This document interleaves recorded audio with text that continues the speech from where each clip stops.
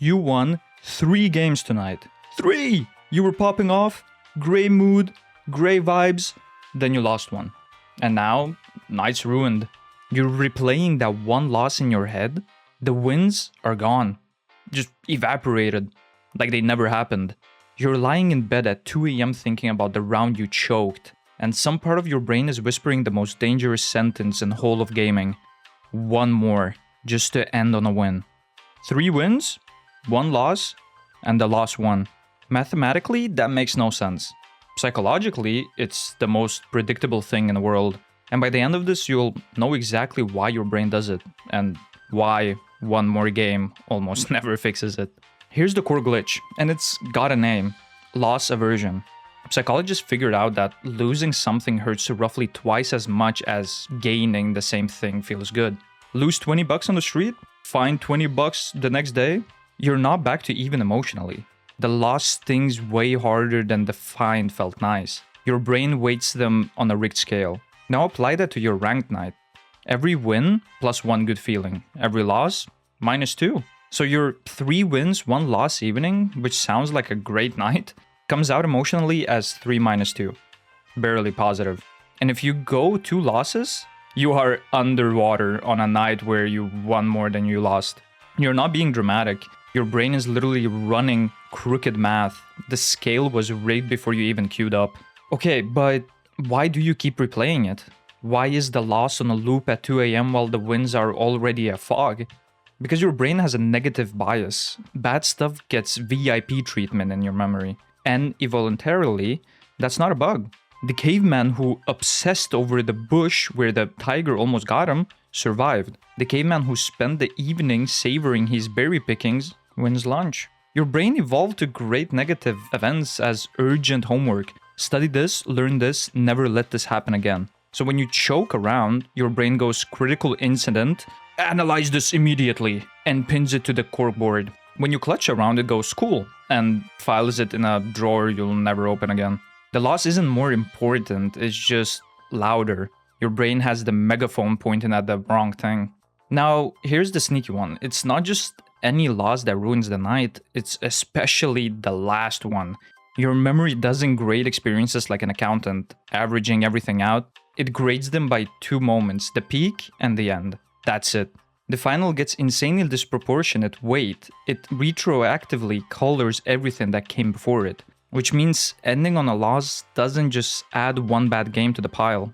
It repaints the entire night. 3 great hours end in 1 bad 20 minutes, and your memory files the whole evening under bad session. And this is exactly why 1 more to end on a win feels so convincing. Your brain isn't lying about the mechanism. The ending really does matter that much. It's lying about your odds, because you're now tilted, tired, and emotional, which brings us to this trap. So you queue up again to fix this feeling. Sounds familiar? It should. It's exact same loop from the case opening video. You're not chasing a win, you're chasing the removal of a bad feeling. That's loss chasing, the same psychology that keeps gamblers at the table after a bad hand. I can't stop now, I'm down. But here's the brutal math of tilt. You are now playing worse than you were an hour ago. You're frustrated, your decision making is degraded, you're forcing plays to make something happen. Meanwhile, the game is serving you opponents who are calm. So the most likely outcome of the fix-it game is another loss, which makes the feeling worse, which demands another game. You see the spiral?